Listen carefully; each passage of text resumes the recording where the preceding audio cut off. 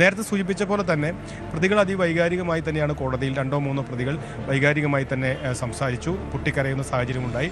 രണ്ടാം പ്രതി മാർട്ടിനും ഒപ്പം തന്നെ 6-ാം പ്രതി പ്രദീപും പൊട്ടിക്കരയുന്ന സാഹചര്യമുണ്ടായി. 4-ാം പ്രതി വിജേഷ് തന്നെ കണ്ണൂർ ജയിലിലേക്ക് അയക്കണം എന്ന് തൻ്റെ സ്വദേശം തലശ്ശേരിയാണ്. പ്രധാനമായും പ്രതികൾ പറഞ്ഞ കാര്യങ്ങൾ എന്ന് പറയുന്നത് തങ്ങൾക്ക് ഈ കുറ്റകൃത്യത്തിൽ നേരിട്ട് ബന്ധമില്ല, ഗൂഢാലോചനയിൽ ബന്ധമില്ല, തങ്ങൾ നിരപരാധിയാണ് എന്ന് പറയാനാണ് മിക്ക പ്രതികളും ശ്രമിച്ചത്.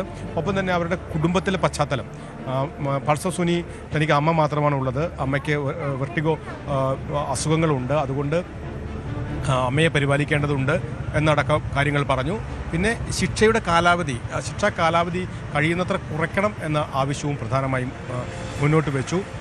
ഈ പൾസർ സുനിയുടെ ഈ സമാനമായ ശിക്ഷ വേണമോ എന്ന ചോദ്യത്തിനൊപ്പം തന്നെ ഈ പ്രതികളുടെ മുൻകാല ചെയ്തികൾ ആൻറ്റിസിഡൻസ് അത് പരിശോധിക്കപ്പെടണം എന്ന ഒരു ആവശ്യം കൂടി അതുകൂടി പരിഗണിച്ചായിരിക്കും സ്വാഭാവികമായും ശിക്ഷ വിധിക്കുക. അങ്ങനെ ഒരു കുറ്റവാസനയുള്ള ഒരു നിരന്തരം കുറ്റവാളി സ്വഭാവമുള്ള ഒരു വ്യക്തിയാണോ ഈ പ്രതികൾ എന്ന് പരിശോധിക്കുന്നുണ്ട്. അങ്ങനെ പരിശോധനാ വേളയിൽ പൾസർ സുനിക്കെതിരെ 2 കേസുകൾ ഉണ്ടായിരുന്നു എന്ന് പറയുകയും ഒപ്പം തന്നെ ആ 2 കേസിലും പൾസർ സുനിയെ വെറുതെ വിട്ടതാണ് എന്ന വാദവും ഉയർത്തി. എന്നാൽ പ്രോസിക്യൂഷൻ ഒരു കേസിൽ ഇപ്പോഴും വെറുതെ വിട്ടിട്ടില്ല എന്ന ഒരു നിലപാട് സ്വീകരിച്ചു. ആ കാര്യത്തിൽ കൂടുതൽ ആ കാര്യങ്ങൾ കൂടുതൽ അതാണ് കാരണം ഈ കേസിൽ ഈ പൾസർ സുനി അന്ന് പിടിക്കപ്പെടുമ്പോൾ പോലീസ് കസ്റ്റഡിയിലെടുത്ത് അയാളുടെ ഫോൺ ഉൾപ്പെടെ പരിശോധിച്ചപ്പോൾ നിരവധി പെൺകുട്ടികളുടെ നഗ്ന ദൃശ്യങ്ങൾ, അയാളുമായി ബന്ധമുള്ള നിരവധി പെൺകുട്ടികളെ ലൈംഗികമായി ചൂഷണം ചെയ്തതിൻ്റെ തെളിവുകളടക്കം അന്ന് പോലീസ് കണ്ടെടുത്തതാണ്. അതുൾപ്പെടെ ഇന്നിവിടെ സമർപ്പിച്ചിട്ടുണ്ട്. കോടതിക്ക് മുൻപാകെ പ്രോസിക്യൂഷൻ ബോധിപ്പിച്ചിട്ടുണ്ടെന്നാണ് മനസ്സിലാക്കുന്നത്. അതുകൊണ്ട് തന്നെ സാധാരണഗതിയിൽ ഇത്തരം കേസുകൾ പരിഗണിക്കുമ്പോൾ ഈ പ്രതികൾക്ക് മനപരിവർത്തനത്തിനുള്ള ഒരു സാഹചര്യമുണ്ടോ എന്ന് കോടതി തേടാറുണ്ട്. എനിക്ക് തോന്നുന്നു ഇന്നത്തെ ഈ കേസിൻ്റെ ഈ വാദത്തിനിടയിലും കോടതി അത്തരമൊരു സാധ്യത തേടിയിരുന്നു.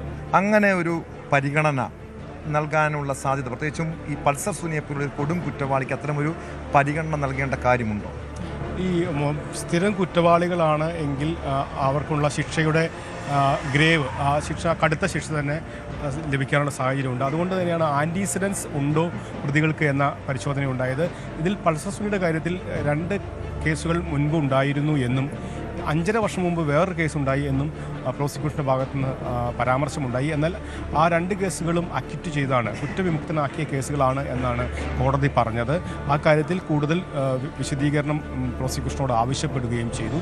അതിന് മുൻകാല മറ്റ് പ്രതികൾക്ക് അങ്ങനെ ആൻറ്റിസിഡൻസ് ഇല്ല, പെറ്റി കേസ് പോലും ഇല്ലാത്ത പ്രതികൾ പോലും ഉണ്ട് എന്ന് പ്രതികൾ തന്നെ തങ്ങൾക്കെതിരെ പെറ്റി കേസ് പോലും ഇല്ല, ഇതിനു മുമ്പ് ഉണ്ടായിട്ടില്ല എന്നടക്കമുള്ള കാര്യങ്ങൾ സൂചിപ്പിച്ചു. ഇനി അറിയേണ്ട കാര്യമെന്ന് പറയുന്നത് എല്ലാ പ്രതികൾക്കും സമാനമായ ശിക്ഷയുണ്ടാകുമോ, അതോ ഈ കുറ്റകൃത്യത്തിൽ നേരിട്ട് ബന്ധപ്പെട്ട 1-ാം പ്രതിക്ക് മാത്രം കടുത്ത ശിക്ഷയും മറ്റുള്ളവർക്ക് ശിക്ഷയിൽ ചില ഇളവുകൾ ഉണ്ടാകുമോ എന്നതാണ് അറിയാനുള്ള ഏറ്റവും പ്രധാനപ്പെട്ട കാര്യം. ഈ കേസിനെ തുടക്കം മുതൽ തന്നെ താരതമ്യം ചെയ്തപ്പോൾ, അതായത് ഡൽഹിയിലെ നിർഭയ കേസുമായി ഇതിനെ താരതമ്യം ചെയ്യുന്ന സാഹചര്യമുണ്ടായി. കാരണം അവിടെയും വാഹനത്തിനുള്ളിൽ വെച്ച് കൂട്ടബലാത്സംഗം ചെയ്തതാണ്. പൾസർ സുനിയുടെ അഭിഭാഷകൻ ഇന്ന് കോടതിയിൽ പ്രധാനമായി ഉന്നയിച്ചൊരു കാര്യം ഇതാണ്: നിർഭയ കേസ് പോലെ ഇതിനെ കാണരുത്, ആ രീതിയിൽ ഇതിനെ താരതമ്യം ചെയ്യരുതെന്ന് പറയുന്നുണ്ട്. മാത്രമല്ല, ഇവിടെ ജീവപര്യന്തം എന്ന് പറയുമ്പോൾ, ജീവപര്യന്ത ശിക്ഷ എന്ന് പറയുമ്പോൾ ജീവിത അവസാനം വരെയുള്ള ശിക്ഷയാണോ എന്ന കാര്യത്തിൽ പ്രോസിക്യൂഷനും ഒരു സംശയം ചോദിച്ചിട്ടുണ്ട്. എന്തായിരിക്കാം അങ്ങനെ ഒരു ഈ നിർഭയ കേസിന് സമാനമായ രീതിയിൽ കോടതി ഈ കേസിനെ കാണുന്നു? അത് ഒന്ന്, പൾസർ സുനിയുടെ അഭിഭാഷകനാണ് താരതമ്യ കേസിൻ്റെ അത്ര കാഠിന്യമുള്ള ഒരു കുറ്റകൃത്യമല്ല ഈ കേസിൽ സംഭവിച്ചിട്ടുള്ളത്. ഒപ്പം തന്നെ നിർഭയ കേസുമായി ഈ കേസിനെ താരതമ്യം ചെയ്യാൻ കഴിയില്ല എന്ന ഒരു വാദം പൾസർ സുനിയുടെ അഭിഭാഷകൻ മുന്നോട്ട് വെച്ചു. നിർഭയ കേസിൻ്റെ അത്ര ഗ്രാവിറ്റി, അത്ര കാഠിന്യം ഈ കേസിനില്ല എന്നും, രണ്ടും എൻ്റയർ ഡിഫറൻ്റ് ആയിട്ടുള്ള ഫാക്ട്സ് ആണ് എന്ന കാര്യമാണ് പ്രധാനമായും പറഞ്ഞത്.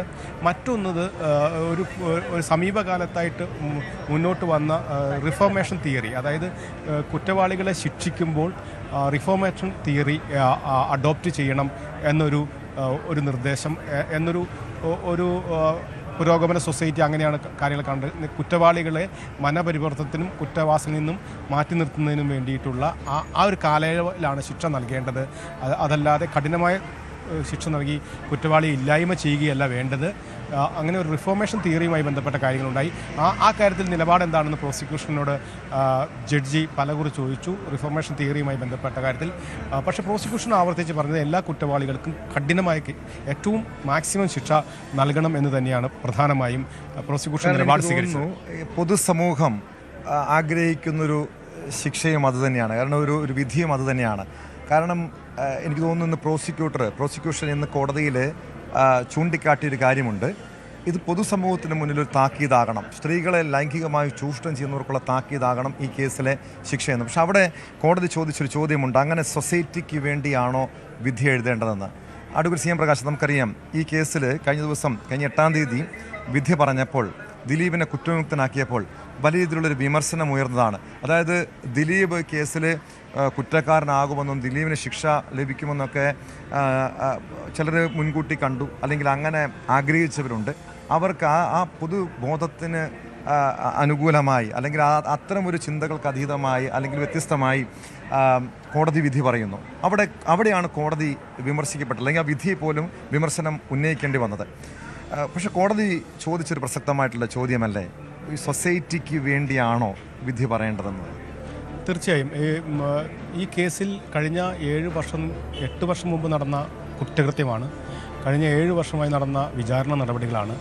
അതിനുശേഷം കഴിഞ്ഞ 8-ാം തീയതിയാണ്, ഡിസംബർ 8-ാം തീയതിയാണ് ഈ കേസുമായി ബന്ധപ്പെട്ട് വിധി ഉണ്ടായത്. ആ അന്തിമ വിധിയിൽ 8-ാം പ്രതിയായിട്ടുള്ള നടൻ ദിലീപിനെ കുറ്റവിമുക്തനാക്കി എന്നതാണ് ഏറ്റവും പ്രധാനപ്പെട്ട. കുറ്റമുക്തനാക്കിയത് മുതലാണ് കോടതി നടപടികളെ വിമർശിച്ചത്. കോടതി നടപടികളെ, ജഡ്ജ്മെൻറ്റിനെ വിമർശിക്കാൻ ജനാധിപത്യ സമൂഹത്തിൽ അതിന് എല്ലാ പൗരന്മാർക്കും അവകാശമുണ്ട്, അഭിപ്രായ സ്വാതന്ത്ര്യമുണ്ട്. ഫണ്ടമെൻ്റൽ റൈറ്റ് 19(1)(a) അഭിപ്രായ സ്വാതന്ത്ര്യം നൽകുന്നുണ്ട്. പക്ഷേ അത് ഏത് പരിധി വരെ ആകാം എന്നത് സംബന്ധിച്ച് സമാനതകളില്ലാത്ത കേരളത്തിൻ്റെ നിയമവൃത്തങ്ങൾക്കോ പൊതു സാമൂഹ്യ ബോധത്തിനോ ഒന്നും ഒരു സമാനതകളില്ലാത്ത ഒരു വിമർശനമാണ് കോടതിയുടെ അന്തിമ വിധിയുമായി ബന്ധപ്പെട്ടുണ്ടായത്. ഒപ്പം തന്നെ ജഡ്ജിക്കെതിരെ വ്യക്തിപരമായി പോലും ഉണ്ടായത്.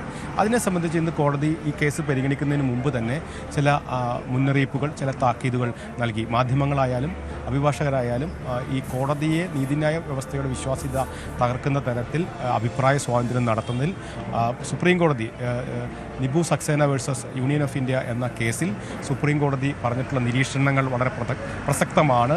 അത് ഇരയുടെ ഐഡൻറ്റിറ്റി വെളിപ്പെടുത്തുന്ന അടക്കമുള്ള കാര്യങ്ങൾ, അത്തരം കാര്യങ്ങളിൽ സൂക്ഷ്മത വേണം. കോടതിയെ വിമർശിക്കുന്നതിൽ, ഒപ്പം തന്നെ കേസ് നടപടിക്രമം റിപ്പോർട്ട് ചെയ്യുന്നതിലടക്കം മാധ്യമങ്ങളും അഭിഭാഷകരും അത് ശ്രദ്ധിക്കണം, ആ ഡെക്കോറം കീപ്പ് ചെയ്യണം എന്ന ഒരു താക്കീത് കോടതിയുടെ ഭാഗത്ത് നിന്ന് ശക്തമായി ഉണ്ടായി. ഏതായാലും സൊസൈറ്റിക്ക് വേണ്ടിയല്ല, സൊസൈറ്റിയുടെ ഒരു ട്രെൻഡിനനുസരിച്ചല്ല കോടതി വിധി പറയേണ്ടത് എന്നും വാക്കാൽ കോടതി പരാമർശിച്ചു. സൊസൈറ്റിക്ക് നല്ല സന്ദേശങ്ങൾ നൽകുന്നതായിരിക്കണം കോടതി വിധി എന്നുകൂടി ജഡ്ജിയുടെ ഭാഗത്ത് നിന്ന് കൂട്ടിച്ചേർക്കലുണ്ടായി. വ്യക്തമാണ്. അഡ്വക്കേറ്റ് CN പ്രകാശാണ് ഇപ്പോൾ വിവരങ്ങൾ പങ്കുവച്ചത്. കാരണം കഴിഞ്ഞ 1.5 മണിക്കൂറോളം, 11:30 മുതൽ ഏകദേശം 1 മണി വരെയും നീണ്ടുനിന്ന ഈ ശിക്ഷാവിധിയിന്മേലുള്ള വാദത്തിൻ്റെ പൂർണ്ണമായി ആ വാദം കേട്ട വ്യക്തിയാണ് അഡ്വക്കേറ്റ് CN പ്രകാശ്. എന്തൊക്കെയാണെന്ന് കോടതിയിൽ സംഭവിച്ചത്, ഇനി എന്താണ് സംഭവിക്കാൻ പോകുന്നത്